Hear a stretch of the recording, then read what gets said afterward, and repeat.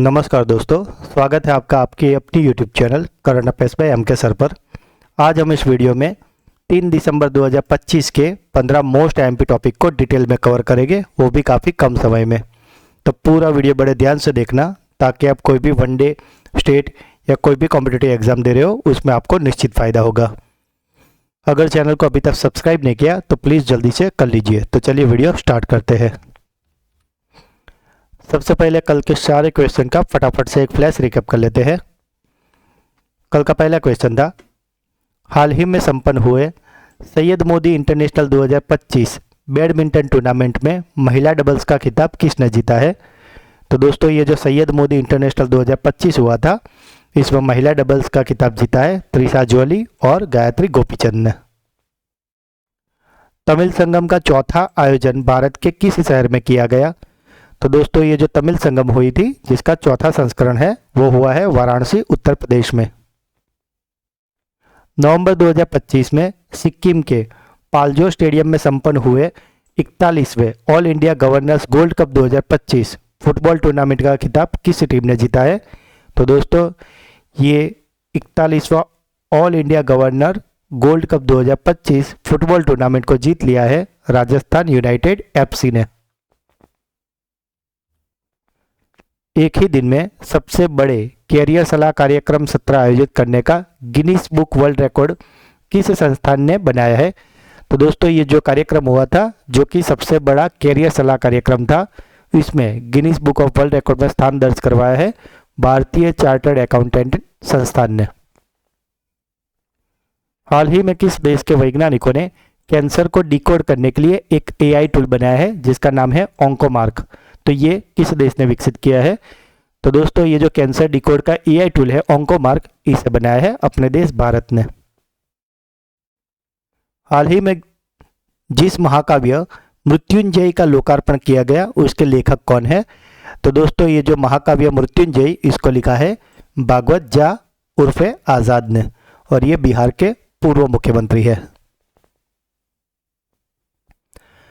हाल ही में Indian of the year 2025 पुरस्कार समारोह में वर्ल्ड चैंपियन अवार्ड से किसे सम्मानित किया गया। तो दोस्तों ये जो इंडियन ऑफ द ईयर 2025 था उसमें वर्ल्ड चैंपियन अवार्ड का खिताब जीता है महिला क्रिकेट टीम की कप्तान हरमनप्रीत कौर ने।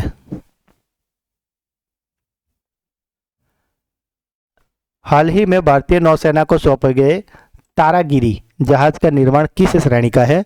तो दोस्तों ये जो तारागिरी जहाज है वो नीलगिरी श्रेणी का है, और ये इस श्रेणी का चौथा जहाज है जो कि भारतीय सेना को सौंपा गया है।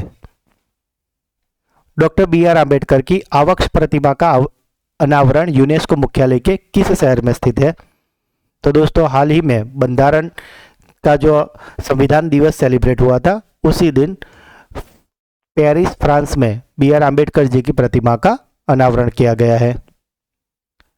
हाल ही में गोवा में संपन्न हुए 56वें भारतीय अंतर्राष्ट्रीय फिल्म महोत्सव में किस फिल्म ने सर्वश्रेष्ठ फीचर फिल्म के लिए गोल्डन पीकॉक पुरस्कार जीता है।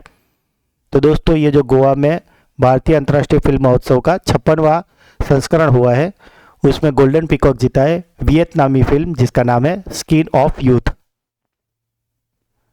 44वें भारतीय अंतर्राष्ट्रीय व्यापार मेले 2025 में फोकस राज्यों की श्रेणी में उत्कृष्ट प्रदर्शन के लिए किस राज्य को गोल्ड मेडल से सम्मानित किया गया है। तो दोस्तों ये जो भारतीय अंतर्राष्ट्रीय व्यापार मेला जो कि दिल्ली के भारत मंडपम में चल रहा है उसमें फोकस राज्यों की श्रेणी में उत्कृष्ट प्रदर्शन के लिए गोल्ड मेडल मिला है झारखंड को। सीमा सुरक्षा बल यानी कि BSF का 61वां स्थापना दिवस हाल ही में कब मनाया गया। तो ये 61वां स्थापना दिन मनाया गया था 1 दिसंबर को। हाल ही में आयोजित द्विपक्षीय समुद्री अभ्यास जिसका नाम है ऑस इंडेक्स 2025, इसमें भारतीय नौसेना के किस जहाज ने भाग लिया है। तो दोस्तों जो ऑस इंडेक्स 2025 है उसमें भाग लिया है INS सह्याद्री ने। हाल ही में किस देश में राष्ट्रीय सुरक्षा आपातकाल लगाया गया है। तो ये राष्ट्रीय सुरक्षा आपातकाल लगाया गया है नाइजीरिया में। और कल का आखिरी सवाल था, AFC अंडर 17 एशियाई कप 2026 में क्वालिफायर राउंड में अंतिम मैच में भारत ने किस देश को हराया था। तो दोस्तों भारत ने क्वालिफायर में हराया था ईरान को। तो दोस्तों ये थे कल के 15 मोस्ट एमपी टॉपिक, जिसे कल हमने काफ़ी डिटेल में और अच्छे से कवर किया था। तो अगर अभी तक आपने वो वीडियो नहीं देखा तो इसका लिंक डिस्क्रिप्शन में है, उसे ज़रूर देख लीजिए। तो चलिए स्टार्ट करते हैं आज का सेशन। अंतर्राष्ट्रीय जगुआर दिवस प्रतिवर्ष कब मनाया जाता है? तो दोस्तों यह बात हो रही है इंटरनेशनल जगुआर डे की। तो वे मनाया जाता है 29 नवंबर को। यह दिवस हर साल 29 नवंबर को मनाया जाता है और इसका मुख्य उद्देश्य है जगुआर के सामने आने वाली अनूठी चुनौतियों और उनके संरक्षण के प्रयासों के बारे में जागरूकता बढ़ाना है। इस दिवस की स्थापना 2018 में संयुक्त राष्ट्र विकास कार्यक्रम, वाइल्ड लाइफ कंजर्वेशन सोसाइटी और WWF और कई अंतर्राष्ट्रीय संगठनों द्वारा जगुआर रेंज देशों के साथ मिलकर की गई थी। और थीम की बात करें तो वैसे तो इस बार की कोई आधिकारिक थीम नहीं थी, पर आमतौर पर जगुआर के भविष्य के लिए एक साथ खड़े हो, इसी तरह के संरक्षण केंद्रित विषयों पर यह केंद्रित होता है।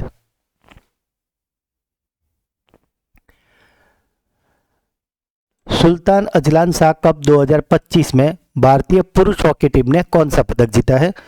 तो दोस्तों ये जो सुल्तान अजलान शाह कप 2025 हुआ था उसमें भारतीय हॉकी टीम ने जीता है रजत पदक। एग्जाम पॉइंट ऑफ व्यू की अगर बात करें तो फाइनल 30 नवंबर 2025 को इपोह मलेशिया में खेला गया था। बेल्जियम ने भारत को फाइनल में 1-0 से हरा दिया था और खिताब जीत लिया था और इसीलिए भारत को रजत पदक से काम चलाना पड़ा था। एकल अंतर्राष्ट्रीय प्रारूप में सबसे अधिक शतक लगाने वाले रिकॉर्ड किस पुरुष खिलाड़ी के नाम है? तो दोस्तों ये जो अंतर्राष्ट्रीय प्रारूप में सबसे अधिक शतक लगाने वाले एकल अंतर्राष्ट्रीय प्रारूप में बन गए हैं प्लेयर, जिनका नाम है सबके चहीते विराट कोहली। भारतीय क्रिकेटर विराट कोहली ने एक दिवसीय अंतर्राष्ट्रीय क्रिकेट में 52 शतक लगाए हैं। उन्होंने यह उपलब्धि हाल ही में 30 नवंबर 2025 को दक्षिण अफ्रीका के खिलाफ रांची में अपने 52वें एक दिवसीय शतक के साथ हासिल की है। अगर इससे पहले के रिकॉर्ड की बात करें तो इससे पहले यह रिकॉर्ड महान बल्लेबाज सचिन तेंदुलकर के नाम था, जिन्होंने टेस्ट क्रिकेट में अब तक 51 शतक लगाए थे। इस 52वें एक दिवसीय शतक के बाद कोहली के कुल अंतर्राष्ट्रीय शतकों की संख्या 83 हो गई है। विश्व एड्स दिवस कब मनाया गया है? तो दोस्तों ये जो विश्व एड्स दिवस है वो हर साल मनाया जाता है 1 दिसंबर को। संयुक्त राष्ट्र का लक्ष्य है 2030 तक एड्स को सार्वजनिक स्वास्थ्य खतरे के रूप में समाप्त करना है।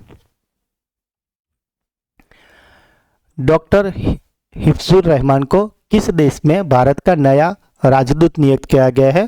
ये जो इमेज देख रहे हो यही है डॉक्टर हिफ्जुर रहमान और वे अब बन गए हैं लीबिया के राजदूत। नागालैंड का 53वां स्थापना दिवस राज्य दिवस कब मनाया गया? तो दोस्तों ये जो नागालैंड का 53वां स्टेटहुड डे यानी कि राज्य स्थापना दिवस था वो मनाया गया है 1 दिसंबर 2025 को। नागालैंड 1 दिसंबर 1963 को भारतीय संघ का 16वां राज्य बना था। 46वां होंडा पुरस्कार 2025 किस व्यक्ति ने जीता है? तो दोस्तों ये जो 46वां होंडा पुरस्कार 2025 था उसे जीत लिया है डॉक्टर केनिची ईगा ने। अगर बात करें डॉक्टर केनिची ईगा की तो वे जापान से हैं, जो इंस्टीट्यूट ऑफ साइंस टोक्यो में मानद प्रोफेसर है। उन्हें vertical cavity surface emitting laser की अवधारणा और विकास में उनके प्रणाली अग्रणी योगदान के लिए सम्मानित किया गया है। कक्षा 10 के विद्यार्थियों के लिए बोर्ड परीक्षा की तैयारी में मदद के लिए किस राज्य ने प्रेरणा योजना शुरू की है? तो दोस्तों ये जो प्रेरणा योजना शुरू हुई है जो कि कक्षा 10 के विद्यार्थियों को बोर्ड की परीक्षा में मदद करने के हेतु बनाई गई है, तो ये योजना शुरू की है असम ने। जल सकारात्मक स्टेटस पाने वाला भारत का पहला हवाई अड्डा कौन सा बन गया है? तो दोस्तों ये जो जल सकारात्मक स्टेटस है ये पा लिया है दिल्ली के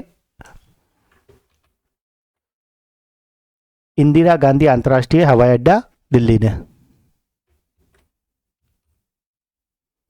भारत और मालदीव के बीच द्विपक्षीय सैन्य अभ्यास एक्वेरिन का 14वां संस्करण का आयोजन कहाँ किया जा रहा है? तो दोस्तों ये जो एक्वेरिन का 14वां संस्करण था ये हुआ है तिरुवनंतपुरम केरल में। यह अभ्यास 2 दिसंबर 2025 को शुरू हुआ था और 15 दिसंबर 2025 तक चलेगा। यह अभ्यास 2009 से आयोजित किया जा रहा है और दोनों देशों में बारी बारी से होता है, यानी कि इस साल ये हुआ है भारत के केरल में, तो नेक्स्ट ईयर ये होगा मालदीव्स में। महिलाओं की हत्या को एक विशिष्ट अपराध मानकर आजीवन कारावास की सजा प्रावधान करने वाला कानून कहाँ पारित किया गया है? तो दोस्तों ये कानून पारित किया गया है इटली में। इटालियन संसद ने 26 नवंबर 2025 को इस विधेयक को सर्वसम्मति से पारित किया है। किस पुरुष खिलाड़ी को 2025 का विश्व एथलीट ऑफ द ईयर नामांकित किया गया है? तो दोस्तों ये जो विश्व एथलीट ऑफ द ईयर है ये बन गए हैं आर्म्ड डुप्लांटिक्स।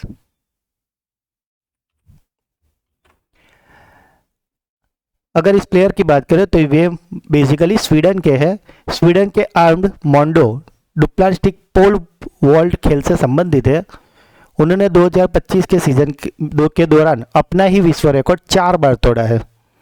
वह 2025 में अपनी सभी 16 प्रतियोगिताओं में अपराजित रहे हैं, जिसमें इंडोर और आउटडोर दोनों विश्व खिताब शामिल है। वह आधुनिक एथलेटिक इतिहास में पहले पुरुष पोल वॉल्टर बन गए हैं जो लगातार 2 वर्षों तक एक ही स्पर्धा में अपराजित रहे हैं। उन्होंने टोक्यो में हुई विश्व चैंपियनशिप में स्वर्ण पदक बरकरार रखा और अपना लगातार 5वां डायमंड लीग खिताब भी जीता है।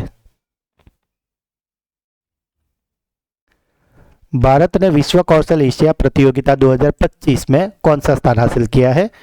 तो दोस्तों ये जो विश्व कौशल एशिया प्रतियोगिता 2025 हुई थी इसमें भारत का स्थान है 8वां। भारत ने कुल 29 भाग लेने वाले देशों में से 8वां स्थान प्राप्त किया है, यानी कि कुल देश थे उसमें 29 जिसमें से भारत का स्थान आया 8वां। यह प्रतियोगिता हुई थी अबू धाबी संयुक्त अरब अमीरात में। भारतीय टीम ने कुल 6 पदक जीते हैं, जिनमें से 1 स्वर्ण, 1 रजत और 4 कांस्य पदक शामिल है।